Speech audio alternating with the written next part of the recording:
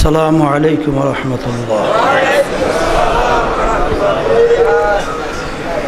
الحمد لله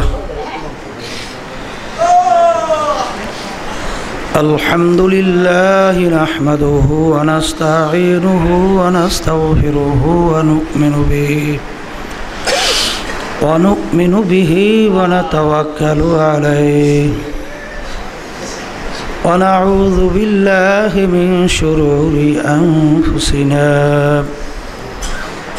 من يهده الله فلا مضل له ومن يضلله فلا هادي له ونشهد أن لا إله إلا الله وحده لا شريك له ونشهد أن محمدًا عبده ورسوله أما بعد فأعوذ بالله من الشيطان الرجيم بسم الله الرحمن الرحيم كتب عليكم الصيام كما كتب على الذين من قبلكم لعلكم تتقون صدق الله العلي العظيم. দুরূদ শরীফ পড়ি। আল্লাহুম্মা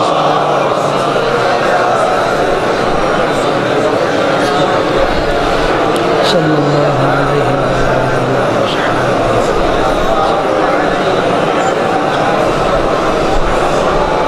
اللهم صل على سيدنا ونبينا وشفيعنا وحبيبنا ومولانا محمد صلى الله عليه وعلى آله وأصحابه وبارك وسلم.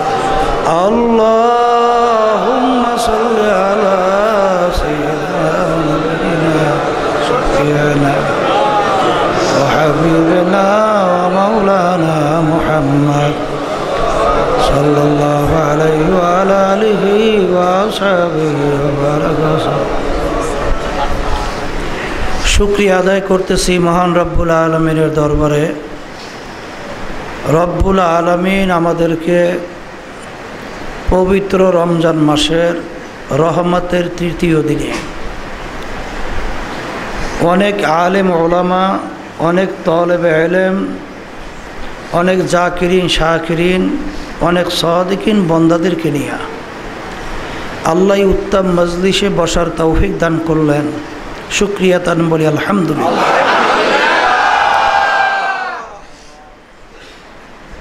এক জমানা সোহবতে বা আউলিয়া বেহতারাত সদ সালে তাআত বেরিয়া।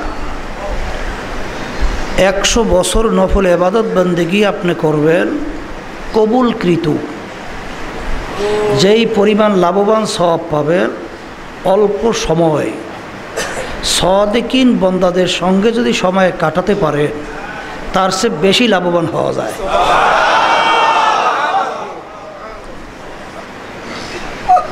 সোহবতে সালেহ তোরা সালেহ কুনাদ, সোহবতে তালেহ তোরা তালেহ কুনাদ। সৎ সঙ্গে স্বর্গবাস, অসৎ সঙ্গে স্বর্গবনাশ। আগুনের কাছে যদি যাওয়া হয়, আগুনের একটা ধাপ বা তার একটা ক্রিয়া আপনার আমার শরীরের ভিতরে লাগবেই। বরফের কাছে যদি যাওয়া হয়, বরফের একটা ক্রিয়া ঠান্ডা, এইটা আপনার আমার মধ্যে লাগবেই। ঠিক এইভাবে কেউ যদি জাকিরিনদের সঙ্গে, নামাজিদের সঙ্গে, আল্লাহওয়ালাদের সঙ্গে, সাদিকিনদের সঙ্গে যদি আপনি অল্প সময় কাটাতে পারেন তারও একটা ক্রিয়া আপনার ভিতরে ঢুকবে। আল্লাহর হাবিব সাল্লাল্লাহু আলাইহি ওয়াসাল্লামের দরবারে হানজালা রাদিয়াল্লাহু তাআলা আনহু তাড়াহুড়ো করে রওনা করছে। পথের মধ্যে ওমর রাদিয়াল্লাহু তাআলা আনহুর সঙ্গে দেখা। ভাই হানজালা কোথায় যাও? বলে আমি হানজালা তো মুনাফিক হয়ে গেছি। বলে তুমি মুনাফিক হয়ে গেছো, কোথায় রওনা করছো? বলে আল্লাহর রসুলের দরবারে রওনা করছে সাল্লাল্লাহু আলাইহি ওয়াসাল্লাম। বলে তুমি মুনাফিক কিভাবে হইলা? বলে আমি যখন আল্লাহর রসুলের মজলিসে তার সামনে থাকি তখন আমার যে অবস্থান তৈরি হয় আমার যে হালত থাকে, কিন্তু সেখান থেকে আসার পরে বাড়ি ঘরে রাস্তাঘাটে থাকার পরে ওই অবস্থা আমার আর থাকে না। তাহলে আল্লাহর হাবিবের সামনে এক অবস্থা, বাহিরে আর এক অবস্থা, এটা তো মুনাফেকের চরিত্র। তা আমি তো মুনাফেক হয়ে গেছি। ওমর রাদিয়াল্লাহু তাআলা বললেন যে ভাই হানজালা, তাহলে আমিও তো মুনাফেক হয়ে গেছি, আমার তো একই অবস্থা, চলো আমরা একত্রে চলব। আল্লাহর হাবিব সাল্লাল্লাহু আলাইহি সাল্লামের কাছে গেছেন, আল্লাহ হাবিব মিসকি মিসকি হাসে, হানজালা ওমর কেন আসছো? কলে হুজুর আমরা তো মুনাফেক হয়েছি। কলে কেমনে হইলে? কলে হুজুর এই অবস্থা, আপনার সামনে এক অবস্থা, বাহিরে আর এক অবস্থা। তখন আল্লাহ রাসূল সাল্লাল্লাহু আলাইহি সাল্লাম বললেন, এতে তোমরা মুনাফেক হও নাই। আমার সামনে থাকা অবস্থায়, এই অবস্থায় সবসময় যদি তোমাদের থাকতো, তাহলে রাস্তায় রাস্তায় ফেরেশতারা তোমাদের পায়ের নিচে পাখা বিছাইয়ে দিত। এই অবস্থা থাকাও সম্ভব না, আর আশা করাও ঠিক না। হ্যাঁ, তাহলে সোহবাত এমন একটা জিনিস যে একটা মানুষের জীবনের অবস্থান পরিবর্তন ঘটে যায়। আমার অনেক নতুন ভাইরা আসছেন এখানে, আলহামদুলিল্লাহ 2 দিন 3 দিন আপনাদের কাইটেও গেছে। দেখেন আপনার বাড়ি থাকা অবস্থায় আর এখানে আসা অবস্থায় আপনার পরিবর্তন আসছে কি না। দেখবেন দিন আর রাত্র পরে পার্থক্য এসে গেছে। এই জন্যই কিতাবের ভিতরে আসছে যে খারাপ চরিত্রের একটা লোকের সঙ্গে তুমি বন্ধুত্ব তৈরি না কইরা গর্তের ভিতর থেকে একটা জাতি সাপ, যেটা গোখরা সাপ বলা হয়, বিষাক্ত সাপ, তার সঙ্গে তুমি বন্ধুত্ব করো। কারণ বিষাক্ত সাপ যদি তোমাকে আঘাত করে, তোমার যদি ঈমান থাকে, তুমি যদি মারা যাও, শহীদি দরজা পাই বেহেশতে যাইতে পারবা। আর খারাপ চরিত্রের লোক যদি তোমাকে ধ্বংসন করে, তাইলে তোমার ঈমানের উপর আঘাত করবে, তোমার ঈমান ধ্বংস করবে। আর তোমার ঈমান ধ্বংস অর্থই হইল চিরতরে তুমি জাহান্নামে হয়ে যাবা। এর জন্য সবসময় আমাদের লক্ষ্য রাখতে হবে যে খারাপ চরিত্রের লোকদের সঙ্গে খবরদার মেলামেশা করা যাবে না, তাদের সঙ্গে ওঠা বসা করা যাবে না, তাদের সঙ্গে অত পিতলেখাতির লেখা যাবে না, তাদের সঙ্গে অত সময় কাটানো যাবে না। হ্যাঁ, সাদেকিন বান্দাদের সঙ্গে আমাদের সময় কাটাইতে হবে, কথা ঠিক না? এই জন্য আমার বাজানদেরকে বলবো, তালিম তরবিয়াতে আসছেন, রমজান মাস 3টা ভাগে ভাগ করছেন। আল্লাহ রাসূল সাল্লাল্লাহু আলাইহি সাল্লাম আমাদেরকে শুনাইছেন, প্রথম 10 দিন রহমতে ভরা, দ্বিতীয় 10 দিন মাগফিরাতে ভরা, তৃতীয় 10 দিন বিশেষ করে জাহান্নাম থেকে আল্লাহ মুক্তি দান করার জন্য রাখছেন। তাইলে প্রথম 10 দিন রহমতে ভরা, আজকে 2 রমজান শেষ হইয়া 3য় রমজানে পড়লাম, অর্থাৎ রহমতের 3 দিন যাইতেছে। আমরা জানি না আমরা রহমত পাইলাম কিনা। এখন অনেকে হয়তো মনে মনে বলতে পারেন, হুজুর আল্লাহর রহমত কি শুধু রমজানের জন্যই, অন্য সময় নাই? আল্লাহর রহমত সব সময়ের জন্যই আছে, কিন্তু এইটাকে বলা হয় স্পেশাল। শব্দটা কি? স্পেশাল শব্দের অর্থই হলো কোনো নিয়ম টিয়ম নাই, নিয়ম ছাড়া রহমত আসতে থাকবে। সেই সময়টা হলো রমজান মাসে প্রথম 10 দিন। এই প্রথম 10 দিন রহমতে ভরা, আজকে 3 দিন যাইতেছে, জানি না আমরা রহমত আল্লাহর পক্ষ থেকে পাইলাম কিনা, কথা ঠিক না? এই জন্য আব্বাজান রহমাতুল্লাহি আলাই বারবার প্রায় আলোচনা এই কথাটা স্মরণ করাইতেন। ওমর ফারুক রাদিয়াল্লাহু তাআলা আনহু অর্ধেক দুনিয়ার রাজত্ব করছিলেন। এই বাংলাদেশের মতো প্রায় 200 দেশের রাজা আমিরুল মুমিনিন ওমর ফারুক রাদিয়াল্লাহু তাআলা আনহু, তার ইতিহাস পড়লে দেখবে তিনি ঈদের দিন, ঈদ মানে খুশি, ঈদ মানে খুশির দিন, তিনি ঘরের দরজা বন্ধ করিয়া ফোফাইয়া ফোফাইয়া কান্দে। লোকেরা বলে আমিরুল মুমিনিন, ঈদ মানে খুশি, প্রত্যেকটা জাতির একটা খুশির দিন আছে, একটা পর্ব আছে, সবাই আছে। আমাদের খুশির পর্ব হলো ঈদের দিন, আজকে আমরা খুশি করব, আর আপনি ঘরের দরজা বন্ধ করে কান্দেন। আমিরুল মুমিনিন বলতেছেন যে তোমরা স্মরণ রাখো আল্লাহ রসুল সাল্লাল্লাহু আলাইহি ওয়াসাল্লাম যে বলছিলেন আমিন, জিবরাইল আলাইহিস সালাতু ওয়াস সালাম দোয়া করছিলেন, আল্লাহ রাব্বুল আলামিন দোয়া শিক্ষা দিছিলেন, যার উপর থেকে রমজান মাসের রোজা চলে গেল, সুযোগ পাইয়াও যদি গুনাহ মাফ করাতে না পারে তার ধ্বংস হোক। এই দোয়া কবুল হওয়ার মধ্যে কোনো সন্দেহ নাই। আমি ওমর তো জানি না আমার উপর থেকে রমজান মাসের রোজা চলে গেছে, আমি আমার গুনাহ মাফ করাইতে পারছি কিনা। এই জন্য আজকে ঈদের দিনও সুযোগ আছে, আজকে আল্লাহ রাব্বুল আলামিন ওইভাবেই গুনাহ মাফ করবেন। এই জন্য আমি একটু কাইন্দা কাইটা দেখি যে আমি আমার গুনাহ মাফ করাইতে পারে কিনা। যেই মামলার তদবির নাই ওই মামলারও কিন্তু খালাস নাই। মামলার যদি তদবির না থাকে ওই মামলার খালাসের আশা করা যায় না। এই জন্য আমার বাজানদেরকে বলবো যে রমজান মাসের আজকে তৃতীয় দিন, রহমতের তৃতীয় দিন আমাদের থেকে যাইতেছে, জানি না রহমত পাইলাম কিনা। আমার আব্বাজান রহমাতুল্লাহ আলাই দাদাজানের একটা কথা উদ্ধৃতি দিয়ে বলতেন, বাজান ছোট 2 বছর 2.5 বছরের বাচ্চা, এর তো শক্তি নাই, মাকে টাইনে দুধ খাইবে, এই মায়ের থেকে কোনো কাজ জোর জবরদস্ত আদায় করবে, এই শক্তি কি বাচ্চার আছে? কিন্তু বাচ্চার কিন্তু একটা অস্ত্র আছে, সেই অস্ত্রটা কি? কান্না, কান্না, চোখের পানি। যখন বাচ্চা ওয়া করে কান্না শুরু করে তখন মা কাজ হাতে থেকে টাস করে ফুরিয়ে যায়। কিসের কাজ? মাছ কাজ হাতের থেকে ফেলাই দৌড় দেয়, বাচ্চা কান্দে, মা সহ্য করতে পারে নাই। হ্যাঁ, তখন মা সন্তানকে কোলে নেয়, আদর করে, চুমা দেয়, এই আল্লাহর বান্দারা, পায়খানা প্রস্রাবে সমস্ত শরীর ভরা। এই পায়খানা প্রস্রাব দেখে মা তাকে রাগ করে কি আগুনে ফেলাইয়ে দেয়?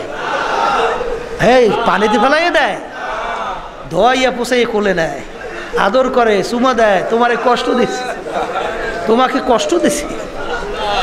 ঠিক বন্দাবান্দি আল্লাহকে পাওয়া এই শক্তি বন্দাবান্দির মধ্যে নাই, আছে? এইটা আল্লাহ রাব্বুল আলামিনকে বন্দাবান্দি কেমনে পাইবে? আল্লাহ রাব্বুল আলামিনকে বন্দাবান্দি রাজি খুশি কেমনে করবে? আল্লাহু আকবার। মান আতানি ইয়ামশি আতাইতুহু হারওয়ালা।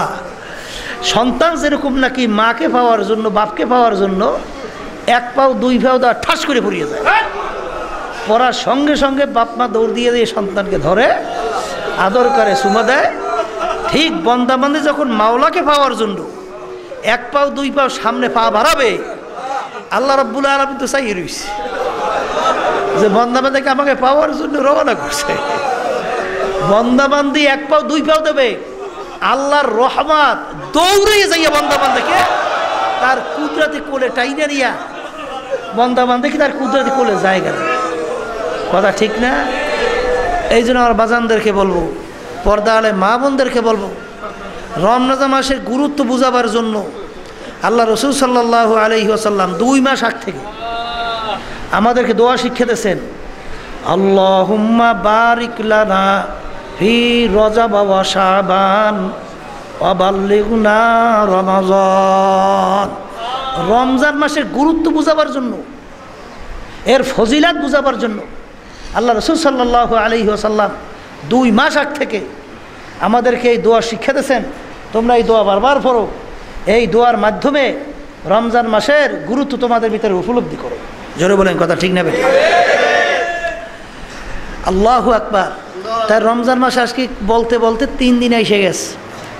এই একদিন ঘোষণা হয়ে যাবে রমজানও শেষ, তরবিয়া তো শেষ। আবার আগামী বছর আসবেন, আবার আগামী বছর রমজানের এই সুযোগ পাইবেন, বহু দূরের কথা। এই জন্য কোনো জ্ঞানী লোক কোনো কাজ বাকিতে রাখে না। কথা কর না কা? জ্ঞানী লোকরা নগদ কামাই করে।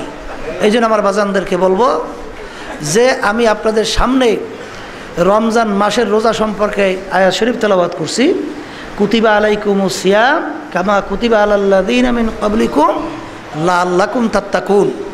আমি তোমাদের উপরে রোজা ফরজ করছি, শুধু তোমাদের উপরে করছি তাই না, আগের একেবারে আদম আলাইহিস সালাম থেকে শুরু করিয়া একেবারে আল্লাহর হাবিবের আগের নবী ছিল কি ঈসা আলাইহিস সালাম, এই পর্যন্ত সবার উপরে কিন্তু উম্মতের উপরে রোজা ফরজ ছিল এবং তোমাদের উপরে আমি রোজা ফরজ করছি।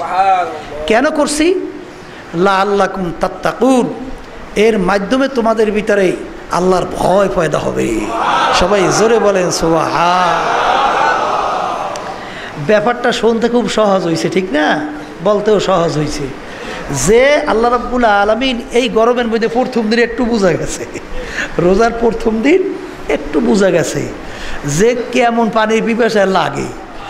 এই রৌদ্র যেরকম গরমও সেই রকম আল্লাহ রাব্বুল এখন তো ফ্রিজের মতো করিয়ে দিস আল্লাহর কুদরত, ঠিক না? প্রথম দিনে একটু বোঝা গেছে যে রোজার ব্যাপারটা কেমন। এই যে কষ্ট আল্লাহ রাব্বুল আলামিন দিলেন, এর বিনিময়ে কি দান করবে? আল্লাহর ভয় আল্লাহর ভিতরে পয়দা হবে, বান্দাবান্দির ভিতরে পয়দা হবে। সবাই বলে আল্লাহুম্মা আমিন। আল্লাহ কবুল করে। তাহলে আল্লাহর ভয় বিষয়টা জানি কত বড় গুরুত্বপূর্ণ, এই কথা ঠিক কিনা? আত-তাকওয়া মেলাকুল হাসানাত, সমস্ত নেকির মূলই হইল খোদার ভয় ভিতরে পয়দা হওয়া। যদি খোদার ভয় ভিতরে পয়দা না হয় তাইলে দেখবেন ওই বন্দাবান্দির কোনো দিক বিদিক ঠিক থাকে না, কি কথা ঠিক না? তাইলে রমজান মাসে রোজার মাধ্যমে আল্লাহর ভয় ভিতরে পয়দা হয়। আর আল্লাহর ভয় যদি ভিতরে পয়দা হয়, এই সম্পদ যদি কেউ অর্জন করতে পারে, সে ফলাফলটা কীভাবে লাভ কীভাবে হাদিসের ভিতরে আসছে। আল্লাহু আকবার। যে একটা গাছের পাতা যদি শুকাইয়া যায়, ওই গাছটাকে কেউ যদি ধইরা ঝাঁকা দেয়, গাছের পাতাগুলো যেরকম নাকি ঝরঝর করে পইরে গাছ খালি হয়ে যায়, ঠিক আল্লাহর ভয় যার ভিতরে একবার পয়দা হবে, তার সমস্ত গুণাগুলো আমল নামা থেকে আল্লাহর ফজল এরকম সব ঝরিয়ে পড়িয়েছে। তাইলে আল্লাহর ভয় মহামূল্যবান এক সম্পদ, কথা ঠিক কিনা? তাহলে রমজান মাসে রোজার মাধ্যমে আল্লাহর ভয় ভিতরে পয়দা হয়। বাজান, আল্লাহর ভয় যদি ভিতরে পয়দা হয়, আল্লাহু আকবার, তাইলে আপনি কি হইবেন? আপনি কি লাভবান হবেন? ওয়ানাহান নাফসা আনিল হাওয়া ফা ইন্নাল জান্নাতা হিয়াল মাওয়া। আল্লাহর ভয় যখন বান্দাবান্দির ভিতরে পয়দা হবে, তখনই ওই বান্দাবান্দি আল্লাহর এই নিষিদ্ধ জিনিস গুনার থেকে ফিরিয়ে থাকবে। আর গুনার থেকে যখন নাকি নফসকে ফিরাইয়া রাখবে, আল্লাহ তাদের জন্য ঘোষণা দিয়েছেন, তার জন্য আমি ঠিকানা রাখলাম বেহেশত। আল্লাহর ভয় যদি ভিতরে পয়দা হয় বাজান, এই রমজান মাসে রোজার মাধ্যমে যত আল্লাহর ভয় পয়দা হয়, এত ভয় কিন্তু অন্য কোনো ইবাদতে হয় না, কথা ঠিক না? যেমন আপনি নামাজ পড়বেন, নামাজের ভিতরে বিভিন্ন ধরনের সমস্যা থাকতে পারে কি পারে না? রিয়া আসতে পারে, নামাজের ভিতরে খুশু খুশু না থাকতে পারে, কি সুস্তি কাহিলি থাকতে পারে, এই বিভিন্ন ধরনের নামাজের ভিতরে ভুল ত্রুটি বিভিন্ন সমস্যা দিয়ে থাকতে পারে না? না পারে না? এই অন্য ইবাদতের ভিতরে ত্রুটি থাকতে পারে, এই যেইটা একমাত্র খালেস আল্লাহর জন্য হয় নাই, ওর ভিতরে অংশীদারিত্ব আসছে, কি কথা ঠিক কিনা? কিন্তু রমজান মাসের রোজা, এর ভিতরে কোনো অংশীদারিত্ব নাই, একেবারে সলিড আল্লাহর জন্য। এই জন্যই বলা হয়েছে আস-সাওমু লি ওয়া আনা আজজি বিহি, রোজা আমার জন্য। আল্লাহ বলতেছেন রোজা কার জন্য? এর প্রতিদান আমি মাওলা নিজে দান করব। অন্য কোনো ইবাদতের ব্যাপারে আল্লাহ রাব্বুল আলামিন কিন্তু বলেন নাই নামাজ আমার জন্য, এই সদকা আমার জন্য, হজ আমার জন্য, প্রতিদিন আমি মাওলা নিজে দান করব, এরকম কোনো ইবাদতের ব্যাপারে বলা হয় নাই। কিন্তু একমাত্র রোজার ব্যাপারে আল্লাহ রাব্বুল আলামিন বলছেন রোজা একমাত্র আমার জন্য, একমাত্র আমার জন্য, এর প্রতিদান আমি মাওলা নিজেই দান করব। এ আল্লাহর বান্দারা, ও পর্দা আলাই মা বোনেরা, আমার আব্বাজান রহমতুল্লাহ আলাই একটা উদাহরণ দিয়ে বলতেন, বাজান, যে যত বড় দানশীল হয় তার দানের পরিমাণটাও তো তত হয়, তত বেশি হয় না? এই যে নাকি বড় দানশীল হয় তার কাছে তো মানুষ ওইভাবে আশা করে নিয়েই যায়। অনেক সময় আমরা যখন নাকি লোকজন চায় তখন একটা অঙ্ক আমরা টাকা দেই বা একটা কিছু দেই, বলে হুজুর এই আশা তো করি না, আরও বেশি আশা করছি। দেখেন ব্যাপারটা কি? তাইলে দেখা গেল যে লোক অনুযায়ী তার চাওয়া এবং চাহিদাটাও আলাদা হয়। কি জোরে বলে কথা ঠিক কিনা? আল্লাহ রাব্বুল আলামিনের সে বড় দানশীল আছে কে? তাহলে আল্লাহ বলছেন আমি নিজে দান করব। তাহলে কি পরিমাণ যে দান করবি আল্লাহই ভালো জানে। এই কথা ঠিক কিনা? এই দানের কোনো সীমা টিমা নাই। আর এক রয়াতের ভিতরে আসছে সাওমু লি ওয়া আনা উজজা বিহি, রমজান মাসের রোজা আমার জন্য, এর প্রতিদিন আমি মাওলা নিজেই। সবাই জোরে বলে সুবহানাল্লাহ। অর্থাৎ রমজান মাসের রোজার মাধ্যমে বন্দাবান্দি আমাকে পাইয়ে যাবে। সবাই আল্লাহুম্মা আমিন। আল্লাহ আপনি আমাদের সকলের জন্য কবুল করে নেন। রমজান মাসের রোজা আমার জন্য, প্রতিদিন আমি মাওলা নিজেই। এর অর্থ কি? রমজান মাসের রোজার মাধ্যমে বন্দাবান্দিকে আল্লাহকেই পাইয়ে যাবে। আর মাল্লাহুল মাওলা ফালাহুল কু, যেই বন্দাবান্দি আমার মাওলাকে পাইয়ে যাইবে ওই বন্দাবান্দির জন্য আর কোনো চিন্তা নাই, সব বন্দাবান্দির জন্য হয়ে যাইবে। এই কথাটা গুরুত্ব বুঝাবার জন্য আব্বাজান একটা উদাহরণ দিতেন। ওই যে বাদশাহ গোলামের বড় মহব্বত করতে একটারে, এই আর বাকিগুলো যেগুলো আছে এগুলো খুব দেখতে সুন্দর, বংশ ভালো, শিক্ষা দীক্ষাও ভালো, জ্ঞান গরিমাও ভালো, চালাক চতুরও কম না, কিন্তু যেইটারে বেশি মহব্বত করে ওইটার তেমন কোনো গুণ নাই, দেখতে অত সুন্দর না, অত মানে শিক্ষা দীক্ষা বাক্সা চতুরতা সহ অত বেশি কিছু না, কিন্তু ওইটার বেশি মহব্বত করে। এখন বাদশাহ গোলামরা যখন বলা বলি শুরু করলো, বাদশার কানে যখন পৌঁছলো, তখন বাদশাহ পরীক্ষার জন্য ঘোষণা করলেন যে আমি অমুক দিন অমুক সময় আমি স্বর্ণ মুদ্রা ছিটাইতে থাকবো, যে যত বেশি টোকাইয়া নিতে পারবা ওর মালিক সেই হয়ে যাবা। সবাই অপেক্ষা করতেছে, বাদশাহ স্বর্ণ মুদ্রা ছিটাইবে, বোঝেন না কি পরিমাণে ছিটাইবার নিতে পারলেই সে মালিক। সবাই প্রস্তুত হয়ে বসে আস। যখন নাকি নিয়ম অনুযায়ী স্বর্ণ মুদ্রা ছিটানো শুরু করছে, সবাই খুব তাড়াহুড়ো করে টোকাইয়া টোকর ভরে, আর ওই যে বোকা ওইটা তাকাইয়া মানে স্বর্ণ মুদ্রা টোকানো বাদ দিয়া ও তাকাই রয়েছে বাদশার দিকে। এইটা দেখি অন্য অন্যগুলো বলে দেখছো, বলছিলাম না বোকা, আসলে তো চরম বোকা। ও নিজের স্বার্থটাও বুঝলো না যে স্বর্ণ মুদ্রা টোকাইতে পারলেই সে মালিক হবে, এইটাও সে বুঝলো না। ও এত বোকাটারে বাদশা এত মহাব্বত করে। বাদশা তখন ধমক দিয়ে বলে, বোকা, সবাই স্বর্ণ মুদ্রা টোকাইয়া মালিক হয়, আর তুমি যে সব বাদ দিয়ে আমার দিকে সেই রইছ, ব্যাপার কি? তখন ওই গোলাম বলতেছে, বাদশা আমি তো স্বর্ণ মুদ্রার পাগল না, আমি তো তোমার পাগল। আমি ভালো করে চিন্তা ভাবনা করে দেখছি, আমি যদি তোমাকে পাইয়ে যাই, এ স্বর্ণ মুদ্রা তো কিঞ্চিত অল্প কয়েকটা কিছু, এ তো অল্প কিছু, এত কোনো হিসাব নিকাশের মধ্যে না। আর যদি আমি তোমাকে পাই, এই সমস্ত সব কিছু আমার। তাই মাল্লাহুল মাওলা ফালাহুল, যেই বন্দাবান্দি মাওলাকে পাইয়ে যাবে সব কিছু তার জন্য হয়ে যাবে। এই রমজান মাসের রোজার মাধ্যমে বন্দাবান্দি আল্লাহকে পেয়ে যাইবে। সবাই বলে সুবহান, এ আল্লাহর বান্দারা। তাই যেহেতু আল্লাহ রাব্বুল আলামিনকে এই রমজান মাসে রোজার মাধ্যমে পাওয়া যাইবে, তাইলে কি আল্লাহকে পাইতে আমরা চাই? তা কে কে চাই? আল্লাহ হাত জাগাই, পর্দালে মা বোনরা হাত জাগান, আল্লাহ দেখুক, আল্লাহ কবুল করে। মানে আল্লাহুম্মা মানে হাত নামান, আল্লাহ আপনি কবুল করে নেন। তাআত তৌফিক তাআত হামজাতু, তাআত তৌফিক তাআত হামজাতু, ইয়ামানাত ওয়া ইজাবাত হামজাতু। আল্লাহকে তো পাইতে আমরা চাই, কিন্তু আল্লাহকে পাওয়া কোনো বন্দাবান্দির জন্য শক্তি আছে? সম্ভব? কথা কন না। কিন্তু বাজার কোনো বন্দাবান্দির শক্তি নাই আল্লাহ পর্যন্ত পৌঁছা। কিন্তু ইমাম গাজ্জালি রহমাতুল্লাহ আলাইহি লেখছেন যে বন্দাবান্দির মধ্যে আল্লাহর ভিতরে প্রায় 70,000 নূরের পর্দা আছে। কত পর্দা? এক একটা পর্দা বন্দাবান্দির পার করতে 500 বছরের সময় লাগে। তাই একটা পর্দা পার হওয়া কোনো বন্দাবান্দির জন্য সম্ভব? তাহলে আল্লাহকে বন্দাবান্দি পাইবে কেমনে? কোনোদিন সম্ভব? কিন্তু বাজার যেই বন্দা বান্দির প্রতি আমার মাওলার রহমতের নজর আইসা যাইবে, ওই বন্দা বান্দির জন্য 1 সেকেন্ডের মধ্যে সমস্ত পর্দা পার হইয়া আল্লাহকে পাওয়া সম্ভব।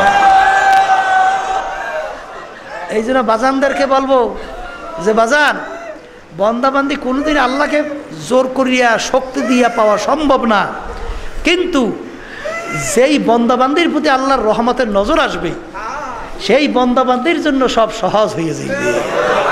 কি কথা ঠিক না? যেমন মুসা নবী সাল্লাল্লাহু আলাইহি ওয়াসাল্লামের জামানায় ফেরাউন যখন নাকি জাদুঘর, প্রায় 70,000 জাদুঘর এই মুসা আলাইহিস সালামের বিরুদ্ধে যখন দাঁড় করছিল, তখন আল্লাহ রাব্বুল আলামিন ওই জাদুঘরের সামনে থেকে তার পর্দা উঠেই আল্লাহ রাব্বুল আলামিন তাদের সঙ্গে দেখা দিয়েছিল। ওই দেখার মাধ্যমে ওদের ইমান এমন মজবুত হয়েছিল, এই ফেরাউন যত চেষ্টা করছে কিন্তু আর ইমান টলাইতে সরাইতে পারে নাই। ফেরাউন, আমার মালিককে দেখে বলাইছি, আমার মালিকের সাথে পরিচয় লাভ হয়ে গেছে, যত চেষ্টা করো। কি শাস্তি দিল? উল্টা 1 হাত 1 পা উল্টা কাটলো। আল্লাহু আকবার। এইরকমভাবে তৈল টকবাক করে জ্বলছে। বিবি আসিয়া রাদিয়াল্লাহু সালামকে ভালাই দিয়া তারপরেও তার মালিকের পরিচয় যখন পাইছে তাদের জন্য ওইটা কোনো কষ্ট হয় নাই। এই কথা ঠিক কিনা? যেই বন্দাবান্দির প্রতি আমার মাওলার দয়া আসবে, ওই বন্দাবান্দির জন্য আমার মাওলাকে পাওয়া সেকেন্ডের ব্যাপার। কি কথা ঠিক কিনা? কারণ কোনো বন্দাবান্দি সম্ভব না আল্লাহ পর্যন্ত পৌঁছা। সম্ভব? এই শক্তি করে বন্দাবান্দির আছে। এই জন্যই আল্লাহর ওলিরা দোয়া করতেন, তাআত তৌফিক তাআত হামজাতু, তাআত তৌফিক তাআত হামজাতু, ইয়ামানাত ওয়া ইজাবাত হামজাতু।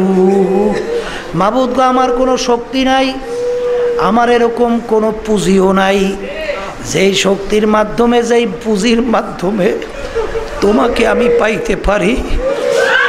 রব্বুল আলামিন, দয়াময় করে তুমি তোমার রহমতের নজরে আমার দিকে তাকাও। যদি রহমতের নজর একবার তাকাইতে পারে, ওই বন্দাবান্দির আর কোনো চিন্তা নাই। এ আল্লাহর বান্দারাও, পর্দালে মা বোনেরা, আমার আব্বাজান দাদাজান প্রায় একটা কথা উদাহরণ দিয়া বলতেন, যেই মামলার তদবির নাই ওই মামলারও কিন্তু খালাস নাই। ও আল্লাহর বান্দারা বাড়িঘর ফালাইয়া আসছেন, অনেক আমার পর্দার আড়ালের মা বোনেরা কামকাজ ফালাইয়া চলে আসছেন।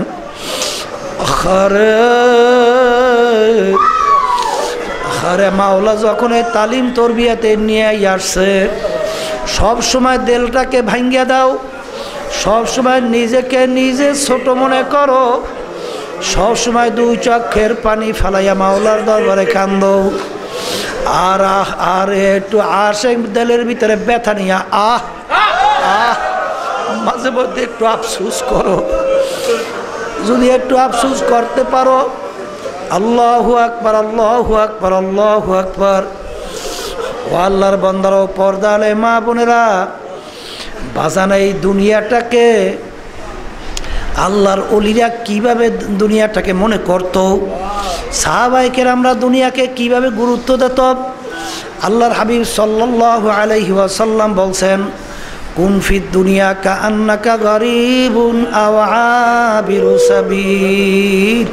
হে আমার উম্মতেরা, দুনিয়ার ভিতরে তোমরা এমনভাবে চলো মনে হয় যেন তুমি একজন রাস্তার ফকির, রাস্তার পথিক, তুমি একজন মুসাফির। বাজান, যখন নাকি পথিক রাস্তায় চলে, তার সঙ্গে তেমন কোনো উল্লেখযোগ্য সামানাদিও থাকে না, তার তেমন একটা কোন শান শওকত থাকে না, কারণ সে জানে আমার গন্তব্যস্থলে পৌঁছাই আমার উদ্দেশ্য। গন্তব্যস্থলে পৌঁছার পরেই আমার যত কিছু সব সুন্দর করব। ঠিক আল্লাহর রসুল বলছেন, ও আমার উম্মতের, এই দুনিয়াটা হইল একটা, আল্লাহু আকবার, ওই মুসাফিরের মতো। মুসাফির যেরকম রাস্তার ভিতরে চলে, যেরকম কোনো শান শওকত কিছু থাকে না গন্তব্যে যাওয়ার জন্য, আমাদের গন্তব্য হলো বেহেশত। এই দুনিয়ার ভিতরে চইলে আমাদের গন্তব্যে যাওয়া লাগবে। এই দুনিয়াটাকে এমন গুরুত্ব দিও না, আখিরাতের উপরে তারজি দিও না। আমার আব্বাজান রহমাতুল্লাহ আলাইহি দাদাজানের কথা উদ্ধৃতি দিয়া বলতো, বাজান রে, কিয়ামতের ময়দান আমার মাওলা তোমাকে প্রথম চলে বেহেশতে নেবে, না কিছুদিন জাহান্নামের আগুনে খাটাইয়া মাটাইয়া বেহেশতে নেবে, কিভাবে বুঝবা? বাজান রে, তোমার সামনে দুইটা কাজ আসছে, একটা হলো দুনিয়ার কাজ আর একটা হলো আখিরাতের কাজ। অনেক পর্দার আড়ালে মা বোনেরা আছে, দুনিয়ার কাজটাকে গুরুত্ব বেশি দেয়, আখিরাতের কাজকে একেবারে না করলেই না মনে হয় যেন বোঝা মাথায় চাপছে, এইভাবে তারা ইবাদত করে। কিন্তু যারা আমার মাওলার পাগল, মাওলার পরিচয় পাইছে, যারা দুনিয়াটাকে কোনো গুরুত্বই দেয় না, আখিরাত যাদের কাছে গুরুত্ব, তাদের দেখবেন চলাফেরা কার্যক্রম, তারা দুনিয়াটাকে গুরুত্ব দেয়। বাজান যারা আখিরাতকে গুরুত্ব দেয়, দুনিয়াকে পিছনে রাখে। আমার দাদাজানের কথা শুনছি, আব্বাজান বলছিলেন যে দুইটা কাজ তোমার কাছে এমনভাবে সামনে আসছে, একটা দুনিয়ার কাজ আর একটা হলো আখিরাতের কাজ। এখন পরীক্ষা শুরু হয়ে গেল, তুমি কোনটাকে বেশি গুরুত্ব দিলা? যদি তুমি দুনিয়াকে গুরুত্ব দাও, তাহলে তুমি ধৈর্যই নাও, কিয়ামতের ময়দানে কিছুদিন জাহান্নামে ভুইগা টুইগা তারপর বেহেশতে যাও নাকি। আর যারা নাকি আল্লাহর ফজল ও করমে, যারা নাকি আখিরাতের কাজকে অগ্রাধিকার দিতে পারবা, আল্লাহর ফজল ও করমে তুমি কিয়ামতের ময়দানে প্রথম ছোটে আমার মাওলার বেহেশতে চইলা যাওয়া। এই জন্য আমার বাজানদেরকে বলবো, তালিম তরবিয়াতে আসছেন, তালিম তরবিয়াত কাকে বলে? শিক্ষার সঙ্গে দীক্ষা। বাজান একটা হইল শেখা, আর একটা হলো বাস্তবে তার কাজে লাগানো। আল্লাহর কুতুবে তালিম তরবিয়াত কইরে গেছেন বিশেষ করে আমাদের দায়িত্বশীলদের জন্য। কারণ বাজান জেলা দায়িত্বশীল, থানা দায়িত্বশীল, বিভিন্ন পর্যায়ের দায়িত্বশীল বাজান, এরা প্র্যাকটিক্যাল, তারা বাস্তবে ট্রেনিং দেওয়ার জন্যই তালিম তরবিয়াতের ব্যবস্থা আল্লাহর কুতুব কইরা গেছিলেন। বাজান আপনারা এখানে আসছেন, আপনারা দায়িত্ব পালন করবেন। এবং আমার অন্য অন্য মুজাহিদ বাবারা যারা আসছেন, অন্য দিনদার কলেমা মুসলমান যারা আসছেন, আমার বাজানদেরকে বলবো, আল্লাহর কুতুব এই মিশন কেন চালায় এইভাবে রেখে গেলেন বাজান। আজকে দেখে তার বাস্তব নমুনা হইল এই তালিম তরবিয়াত আল্লাহর ফজল ও করমে একটা লোক ঠিক মতো থাকার পরে, আল্লাহর ফজল ও করমে তার ভিতরে রোজার যে হক, যে রোজার যে উদ্দেশ্য, আল্লাহর খাস মেহেরবানিতে সেইটা বাস্তবায়ন অনেকাংশ হইয়া যায়। এই জন্য আর বাজানদেরকে বলবো, তালিম তরবিয়াতে আসছেন, যেই কথা আলোচনা করতেছিলাম যে আমার মাওলার যার প্রতি দয়ার নজর আসবে, আল্লাহর ফজল করমে তাকে আমার মাওলা অল্প সময়ের ব্যবধানে তার মহাব্বত তার ভিতরে পয়দা করবে। এই মহাব্বত পয়দা করতে হইলে বাজান কতগুলা পথে বাধা আছে, এই বাধাগুলা তোমার আমার আগে সরাইতে হবে, তারপর কিন্তু পথ চলা লাগবে। এই বাধার ভিতরে এই উল্লেখযোগ্য একটা বাধা হইল অন্তরের রোগ। এই অন্তরের রোগগুলো কিন্তু অন্তর থেকে দূর করা ফরজ। আল্লাহ রাব্বুল আলামিন কোরআনুল কারীমের এক সূরার ভিতরে প্রায় 9টা কসম করার পরে বলছেন, কদ আফলাহা মান যাক্কাহা ওয়া কদ খাবা মান দাসসাহা। যারা আত্মাকে পবিত্র করতে পারবা তারাই নাজাত পাইয়া জান্নাতেও যাইতে পারবা। আত্মা পবিত্র কিন্তু ফরজ।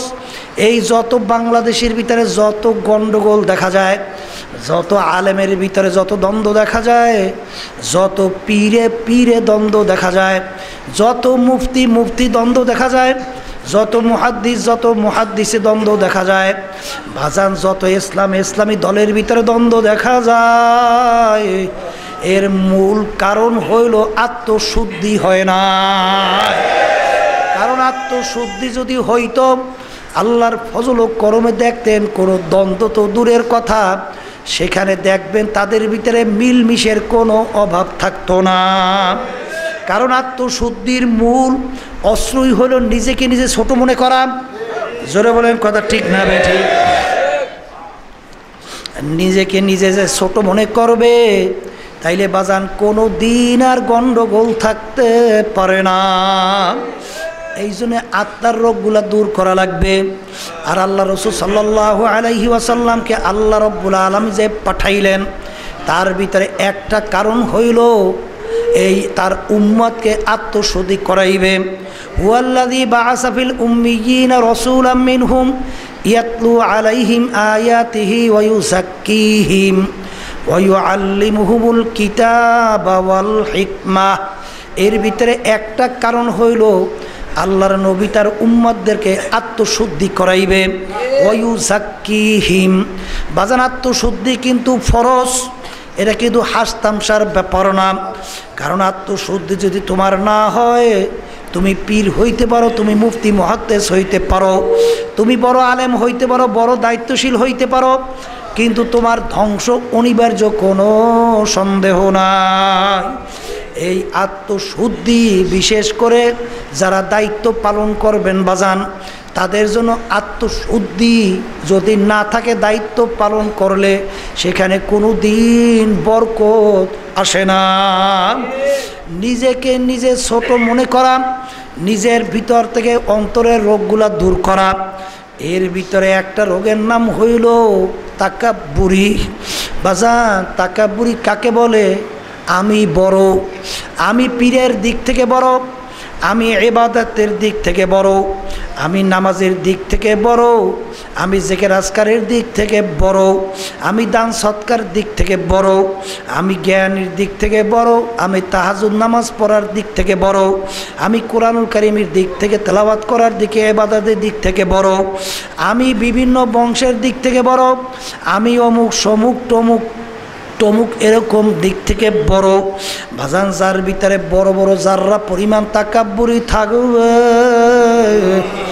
আল্লাহু আকবার, আল্লাহর হাবিব বলছেন সে বেহেশতের ঘেরানো পাবে না।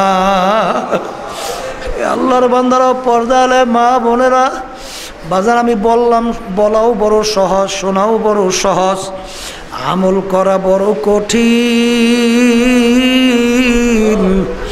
আমার আব্বাজান রহমাতুল্লাহ আলাই একটা উদাহরণ দিয়া বলতেন, বলকের বাদশাহ ইব্রাহিম বিন আদহাম রহমাতুল্লাহ আলাই, বলকের বাদশাহ ছিলেন। আগের যুগে বাদশাদের বড় মূল্য ছিল, বড় তাদের বড় ক্ষমতা ছিল। বলকের বাদশাহ ইব্রাহিম বিন আদহাম রহমাতুল্লাহ আলাই আত্মশুদ্ধির জন্য তার পীর সাহেব হুজুরের কাছে পরামর্শের জন্য গেলেন। পীর সাহেব হুজুর তাকে মুরিদ করলো। বাজান তাকে আল্লাহু আকবার আত্মশুদ্ধি সহ পুরাপুরি দিনের পক্ষে অবস্থান তৈরি করার জন্য পীর সাহেব হুজুর তাকে কাজ দিল। কি কাজ দিল? লাকড়ি বাইধা দেবে, মাথায় করিয়া নিয়ে পাঠশালায় লাকড়ি পৌঁছাইয়া দেবে। বাদশাহ এখন বোঝা মাথায় নিয়ে লাকড়ি টানে,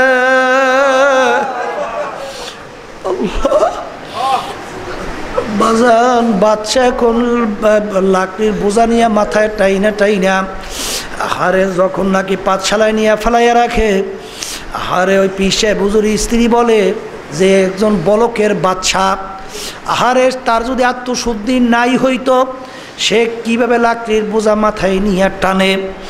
তখন পীর সাহেব হুজুর বলছিল, ও বিবি রে, বলকের বাদশাহ ইব্রাহিম বিন আদহাম এখন পর্যন্ত তার বাদশাহী বলতে পারে না। তখন স্ত্রী বলে, আপনি কি বলতেছেন? একজন বাদশাহ সে লাকড়ির বোঝা মাথায় নিয়ে টানে, কিভাবে তার আত্মশুদ্ধি হয় নাই? কলে তুমি একটু পরীক্ষা করে দেখবা। কলে দেখবো। তখন যে লাকড়ির বোঝা বাইধা দেয় তাকে বললো, আজকে লাকড়ির বোঝাটা একটু বড় কইরা বাঁধবা।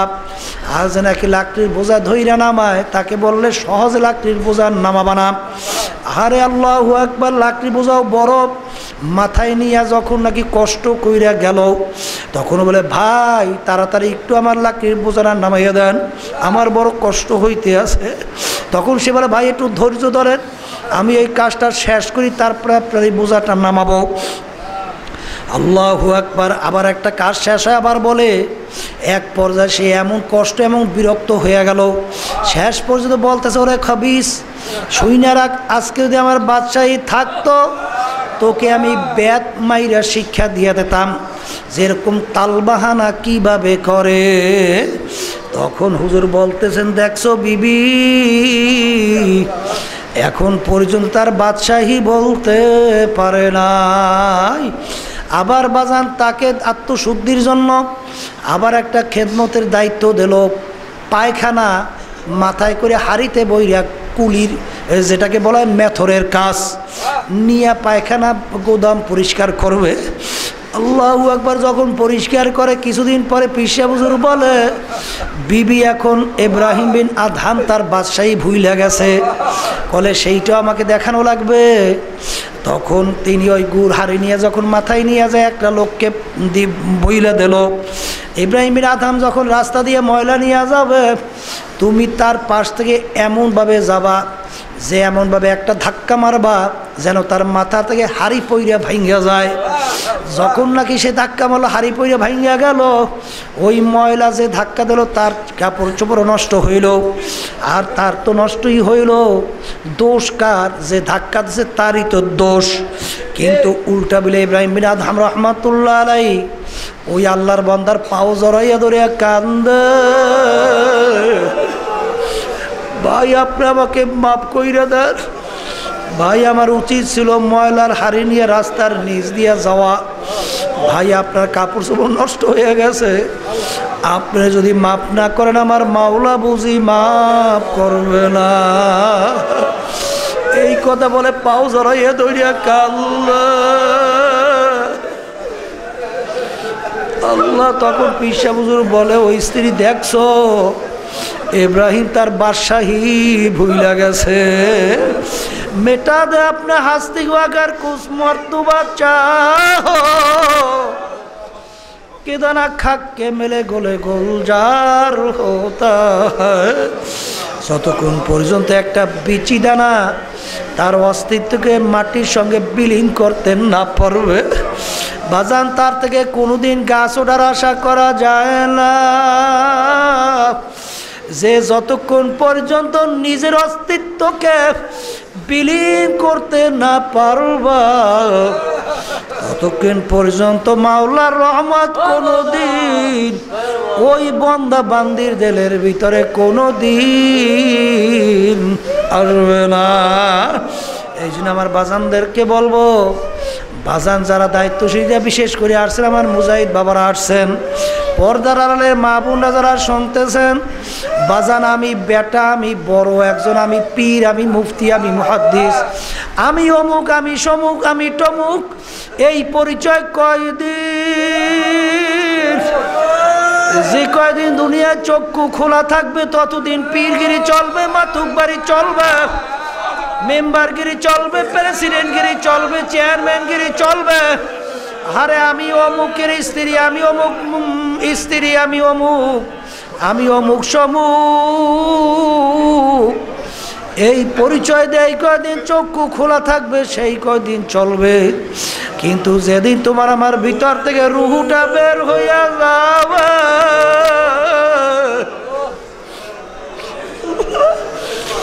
এখন একটু তাকাইয়া দেখো, আল্লাহ কই তোমার পীরগিরি, কই তোমার মুফতিগিরি, কই তোমার আমি অমুকের স্ত্রী, আমি অমুকের সমুক টমুক, কই তোমার টাকার গরম, কই তোমার ক্ষমতার গরম, কই তোমার মেম্বারগিরি, কই তোমার চেয়ারম্যানগিরি, কই তোমার সৌন্দর্যগিরি, কই তোমার শিক্ষার গরম? আরে এখন তো আর কিছু নাই, নাই না, এখন আল্লাহ বাদে কেন মাবুলা।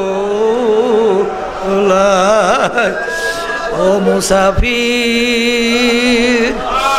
বান্দ গাঠুরে,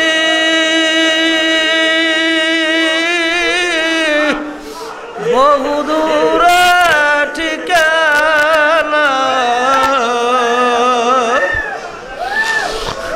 আলবিদানা কালবিদানা কবুরা আখের ঠিকানা।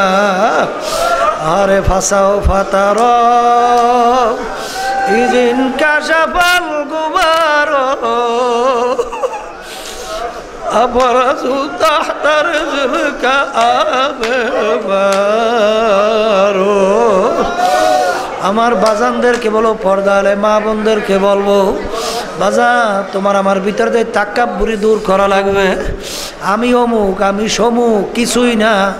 তুমি তো এক কাতরা নাপাক পানিশের মানুষ, এক কাতরা নাপাক পানির মানুষ, তাও আবার আমশ্বাস, তাও আবার ভেজাল্লা পানির মানুষ। বাজান বর্মেগিরি করিয়া কি লাভ? তোমার ভিতরে আল্লাহ জ্ঞান দান করছে, আল্লাহ তোমাকে সুন্দরী বানাইছে, আল্লাহ তোমাকে পীর বানাইছে, আল্লাহ তোমাকে মুফতি বানাইছে। এটা তো তোমার নিজের কোনো গুণ না, এটা তো আমার মাওলার দয়া। আমার বাজানদেরকে বলবো, পর্দালে মা বোনদেরকে বলবো, আল্লাহ রব্বুল আলামিন তোমাকে সম্মান দান করছে, তোমার মাথাটা এত নোয়াইয়া ফেলাও, নিজেকে নিজে ছোট মনে কইর, আল্লাহর মাওলার দরবারে শুকরিয়া আদায় করো। দেখ আল্লাহ রব্বুল আলামিন বরকত আরো বাড়াইয়া দেবে। আল্লাহুম্মা আমিন। মাবুদ গো, আমি তালিম তরবিয়তের দিকে তাকাইয়া দেখে আল্লাহ, তোমার অনেক বন্দারা বাড়িঘর ফালাইয়া, আল্লাহ সব কিছু ফালাইয়া এই তালিম তরবিয়তে চলে আসছে। আল্লাহ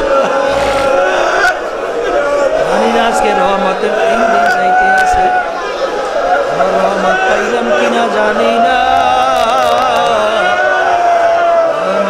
তুমি আমাদের উপরে তোমার রহমত নাযিল করো আল্লাহ। ইয়া আল্লাহ দয়া মায়া করে তুমি রমজানের রহমত আমাদেরকে নসিব করো। ইয়া আল্লাহ রমজানের সমস্ত বরকত নসিব করো আল্লাহ। আল্লাহ পর্দার আড়ালে মা বোনের হাত তুইলা তোমার দরবারে কাঁদতে আমি জানি না। মাবুদ গো, তুমি আমার পর্দারে মা বোনদেরকে দিনদার হিসেবে কবুল করে নাও আল্লাহ। তাকাইয়া দেখে কত সাদা দাড়িওয়ালা মানুষটি হাত তুললাম। এ আল্লাহ কত আপনার নায়েবে রসুলদেরকে নিয়ে হাত তুললাম। এ আল্লাহ কত তলবে এলেমদেরকে নিয়ে হাত তুললাম, কত জাকিরিন শাকিরিন বান্দাদেরকে নিয়ে হাত তুললাম, কত দিনদার তোমার বান্দা বান্দীদেরকে নিয়ে হাত তুললাম। দয়া মায়া করে আপনি মাবুদ গো, আপনি আমাদের উপরে রহমত নসিব নাযিল করেন আল্লাহ। আল্লাহ সব আপনাদের সবর্দ করলাম, দয়া মায়া করে কবুল করে নিয়েন। রব্বানা আতিনা ফিদ দুনিয়া হাসানাতাও ওয়া ফিল আখিরাতি হাসানা ওয়া কিনা আযাবান নার। ربنا لا تزغ قلوبنا بعد إذ هديتنا وهب لنا من لدنك رحمة إنك أنت الوهاب. سبحان ربك رب العزة عما يصفون وسلام على المرسلين والحمد لله رب العالمين.